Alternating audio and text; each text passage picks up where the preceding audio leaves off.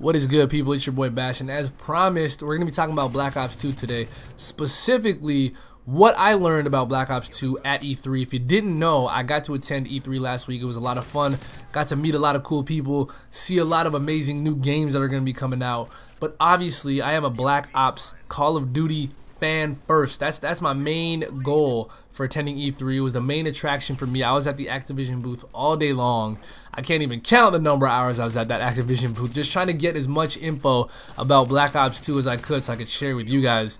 Now I'm going to let you guys know right now that there was absolutely no zombies info whatsoever. There was a small zombies teaser, just a sound bite at the end of the trailer that they played at E3, but there was no zombies information revealed to us. There was absolutely no multiplayer information revealed to us as well. Now personally, this is my personal belief, and I'm sure all of you are going to agree with me. Multiplayer is Call of Duty's biggest selling point. Obviously, if Call of Duty was a single-player game, it would sell a hell of a lot less copies. There would be a hell of a lot less people interested in buying the game than there are right now, I think. The only reason I play the game personally is for multiplayer. I'm a competitive guy. I like to compete. I like to ruin people's days. But unfortunately, there was no multiplayer information, and Activision really does a good job of keeping multiplayer information under wraps. They know everybody is waiting to hear about multiplayer, so it's a good job. It's a good idea to keep the hype up.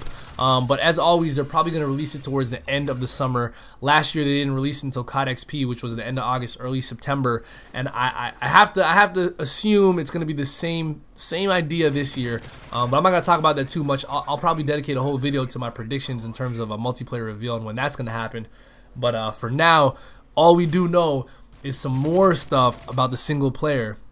So for all you single player junkies out there, you'll probably be a little bit excited.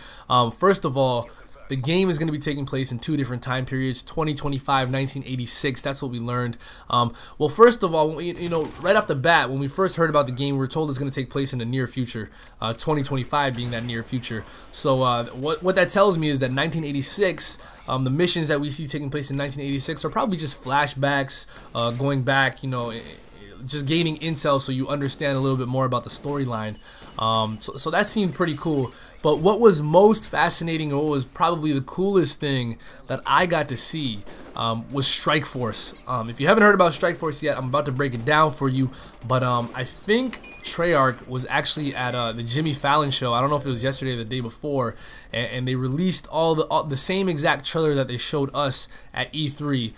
Now, first off, I have to wait in a long line. You have to wait in a super long ass lineup to get into this little theater that they had set up, where it could fit probably like 15 people at a time. And there was a guy literally right to my left playing Black Ops 2 single player. He was literally playing it live. It wasn't just a pre-recorded video. And I was, oh man, I was tempted to just take that controller out of his hand, but you know, kept my composure. But yeah, you have to wait basically all day, so not everyone got to see this. You have to really put in time, because we have to wait for like 3-4 hours just to get inside to view this cool new thing that they have called Strike Force. But that trailer is actually up right now, so I'll put a link in the description. It should be up somewhere. There should be a link to the Jimmy Fallon show. But basically what it is, it's a new style of gameplay, new style of mission. It's directly affecting, you know, you're taking part in the storyline, you're taking part in the actual game itself. It's not a separate kind of, you know, side game.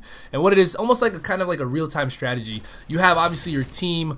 Usually when you're playing single player, you're taking the place of one person. You are just one person in the game.